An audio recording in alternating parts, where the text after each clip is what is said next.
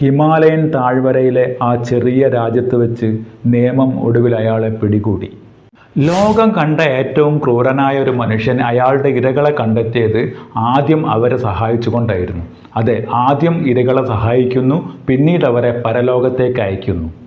ഇരകളുടെ വിശ്വാസം നേടിയെടുക്കുക എന്നതായിരുന്നു അയാളുടെ ആദ്യത്തെ ലക്ഷ്യം.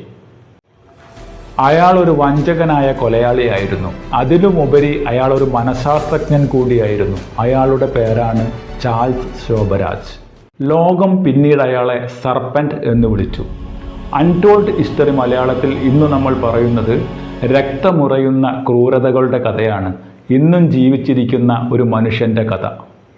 സ്നേഹത്തിന് പകരം അവഗണന മാത്രം അനുഭവിച്ചു വളർന്ന ആ കുട്ടി പിന്നീടൊരു കാര്യം പഠിച്ചു: ജീവിക്കണമെങ്കിൽ ചതിക്കണം. 1944 വിയറ്റ്നാം. ഉപേക്ഷിക്കപ്പെട്ട ഒരു കുട്ടിക്കാലത്ത് നിന്നാണ് ഈ കഥ തുടങ്ങുന്നത്.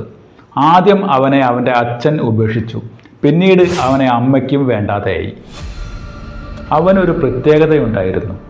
ആരെങ്കിലും അവൻ്റെ കണ്ണുകളിലേക്ക് നോക്കിയാൽ അവരുടെ കണ്ണുകളിൽ നിന്ന് അവരുടെ ആവശ്യം എന്താണെന്ന് വായിച്ചെടുക്കാനുള്ളൊരു സിദ്ധി അവന് ലഭിച്ചിരുന്നു. അവൻ കള്ളം പറയുകയായിരുന്നില്ല, അവൻ തന്നെ വലിയൊരു കള്ളമായി ജീവിക്കുകയായിരുന്നു. ആളുകളുടെ കണ്ണുകളിലേക്ക് നോക്കി അവരുടെ ആവശ്യങ്ങൾ അവൻ വായിച്ചറിഞ്ഞു.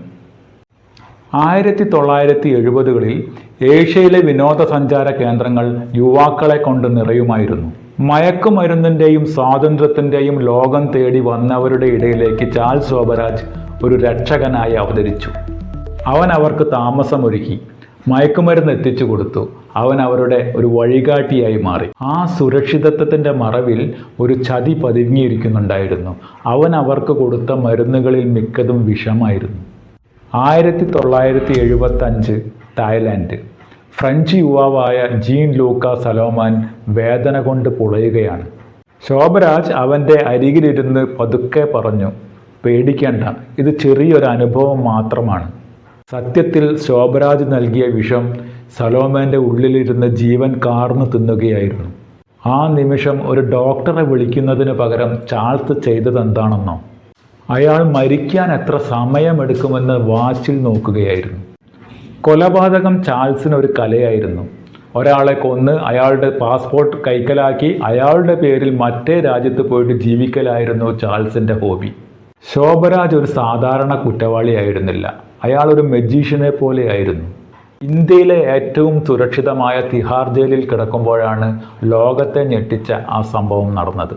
തൻ്റെ ജന്മദിനമാണെന്ന് പറഞ്ഞ് ശോഭരാജ് ജയിലിലെ ഉദ്യോഗസ്ഥർക്ക് മധുര പലഹാരങ്ങളും പഴങ്ങളും വിതരണം ചെയ്തു. പക്ഷേ അതിൽ മയക്കുമരുന്ന് കലർത്തിയിരുന്നു. ഉദ്യോഗസ്ഥർ ബോധരഹിതരായപ്പോൾ അവരുടെ കയ്യിൽ നിന്നും താക്കോലെടുത്തു. തീഹാർ ജയിലിൻ്റെ പ്രധാന കവാടത്തിലൂടെ സാവധാനം നടന്നുപോയ ഒരേ ഒരു മനുഷ്യൻ ചാൾസ് ശോഭരാജ് ആയിരിക്കും. പിടിക്കപ്പെടുമെന്ന് ഉറപ്പിക്കാൻ അവൻ മനഃപൂർവ്വം നടത്തിയതായിരുന്നു ഈ ജയിൽ ചാട്ടം. ഈ ജയിൽ ചാട്ടത്തിന് പിന്നിൽ ഒരു കാരണമുണ്ടായിരുന്നു. ഇന്ത്യയിലെ ശിക്ഷാ കാലാവധി നീട്ടിക്കിട്ടിയാൽ തായ്ലാൻഡിലെ വധശിക്ഷയിൽ നിന്നും രക്ഷപ്പെടാമായിരുന്നു. എങ്ങനെയാണ് ഇത്രയധികം ആളുകളെ അയാൾക്ക് വഞ്ചിക്കാൻ സാധിച്ചത്? അതിനുള്ള ഉത്തരം അയാളുടെ സംസാരവും അയാളുടെ പെരുമാറ്റ രീതികളുമായിരുന്നു. 10ഓളം ഭാഷകൾ അനായാസം സംസാരിച്ചിരുന്ന ശോഭരാജ് ഫിലോസഫിയും മനഃശാസ്ത്രവും നന്നായി കൈകാര്യം ചെയ്തിരുന്നു. ജയിലിനുള്ളിൽ പോലും അയാൾ രാജാവിനെ പോലെയായിരുന്നു ജീവിച്ചിരുന്നത്. ഉദ്യോഗസ്ഥർ അയാൾക്ക് നല്ല ഭക്ഷണവും പുസ്തകങ്ങളും ടൈപ്പ്റൈറ്ററുകളും എത്തിച്ചു നൽകി. പത്രപ്രവർത്തകർ അയാളെ കാണാൻ ക്യൂ നിന്നു. അതിൽ അതിശയിപ്പിക്കുന്ന ഒരു കാര്യം, അയാളുടെ കഥ സിനിമയാക്കാനും അതേപോലെ പുസ്തകമാക്കാനും പറയുന്നവരോട് അയാൾ കനത്ത തുക പ്രതിഫലം ചോദിച്ചു വാങ്ങിയിരുന്നു. ഒരു കൊലയാളി എന്ന നിലയിൽ അയാൾക്ക് ലഭിച്ച സെലിബ്രിറ്റി പരിവേഷം അയാൾ ശരിക്കും ആസ്വദിച്ചു കൊണ്ടിരുന്നു. വർഷങ്ങൾക്ക് ശേഷം 2003 ലോകം അയാളെ മറന്നു എന്ന് കരുതിയ സമയത്താണ് അയാൾ ഒരു മണ്ടത്തരം കാണിക്കുന്നത്. അതോ അതൊരു വെല്ലുവിളിയായിരുന്നോ? നേപ്പാളിലെ കാസിനോയിൽ അയാൾ വീണ്ടും പ്രത്യക്ഷപ്പെട്ടു. എന്തിനാണ് ശോഭരാജ് നേപ്പാൾ സന്ദർശിച്ചതെന്നത് ഇന്നും നിഗൂഢമാണ്. തന്നെ ആരും തിരിച്ചറിയില്ല എന്ന അമിത ആത്മവിശ്വാസമാണ് അയാളെ ശരിക്കും ചതിച്ചത്. ഹിമാലയൻ താഴ്വരയിലെ ആ ചെറിയ രാജ്യത്ത് വെച്ച് നിയമം ഒടുവിൽ അയാളെ പിടികൂടി. വർഷങ്ങളോളം നീണ്ട നിയമ പോരാട്ടത്തിനൊടുവിൽ 2022 അയാൾ ജയിൽ മോചിതനായി. അതിനു മുമ്പ് തന്നെ അയാൾ അവിടെ വെച്ച് ഒരു ഹൃദയ ശസ്ത്രക്രിയയ്ക്കും വിധേയനായിരുന്നു. പോലീസിനെ വിഡ്ഢികളാക്കി അയാൾ രാജ്യങ്ങൾ മാറി മാറി സഞ്ചരിച്ചു. ഇന്ത്യയിൽ പിടിയിലായപ്പോഴും അയാൾ നിയമത്തെ പരിഹസിച്ചു. കൂട്ടുകാരികളെ ബീച്ചിൽ വെച്ച് കൊന്നൊടുക്കിയ അയാളെ ബിക്കിനി കില്ലർ എന്ന പേരിൽ ലോകം ഭീതിയോടെ നോക്കി. വാർദ്ധക്യകാലത്ത് നേപ്പാളിലെ ജയിലലിക്കുള്ളിൽ ഒതുങ്ങുമ്പോഴും അയാളുടെ കണ്ണുകളിൽ പശ്ചാത്താപമില്ലായിരുന്നു. കാരണം ലോകം അയാളോട് ചെയ്ത ക്രൂരതയ്ക്ക് പകരം ചെയ്യാനായി എന്ന ആശ്വാസമായിരുന്നു അയാൾക്കുണ്ടായിരുന്നത്.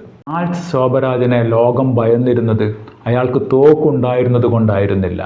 അയാളുടെ ഏറ്റവും വലിയ ആയുധമെന്ന് പറയുന്നത് വിശ്വാസം ആർജിച്ചെടുത്ത് ചതിക്കാനുള്ള കഴിവായിരുന്നു.